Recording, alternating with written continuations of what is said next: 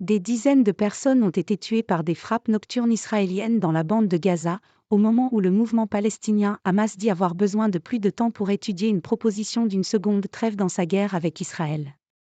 Le ministère de la Santé du Hamas a indiqué dimanche qu'au moins 92 personnes avaient été tuées dans la nuit. Une frappe israélienne a touché un jardin d'enfants à Rafah, sud, où avaient trouvé refuge des personnes ayant fui les combats, selon le bureau de presse du gouvernement du mouvement islamiste. Des frappes aériennes ont visé aussi Rafah, plus au sud, selon la même source, alors que les craintes s'amplifient face à une possible offensive militaire contre cette ville surpeuplée, à la frontière fermée avec l'Égypte.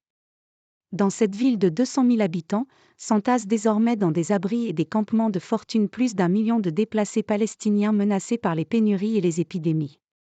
Épuisés. La guerre a été déclenchée le 7 octobre par une attaque sans précédent du Hamas sur le sol israélien, qui a entraîné la mort de plus de 1160 personnes, en majorité des civils, selon un décompte de l'AFP à partir de données officielles israéliennes. En riposte, Israël a juré d'anéantir le Hamas et a lancé une offensive militaire qui a fait 27 238 morts, en grande majorité des civils, selon le ministère de la Santé du mouvement islamiste. Dimanche, l'armée israélienne a annoncé la mort d'un soldat portant à 225 le bilan de ses militaires tués à Gaza. La guerre a provoqué un exode de la population et plus de 1,3 million d'habitants, selon l'ONU, sur un total de 2,4 millions, sont désormais réfugiés à Rafah. L'offensive terrestre d'Israël, lancée le 27 octobre dans le nord de la bande de Gaza, s'est étendue au sud, à Khan Younes, début décembre. Pour le ministre de la Défense israélien Yoav Gallant, Rafah est le prochain objectif. Nous allons atteindre Rafah et éliminer les éléments terroristes qui nous menacent, a-t-il lancé jeudi. Le Hamas étudie le projet de trêve.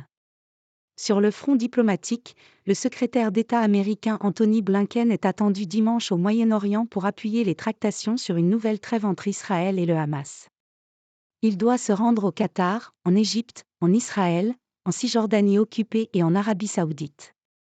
Les négociations se poursuivent pour parvenir à une seconde trêve, plus longue que celle d'une semaine qui avait permis fin novembre la libération d'une centaine d'otages retenus à Gaza en échange de Palestiniens détenus par Israël.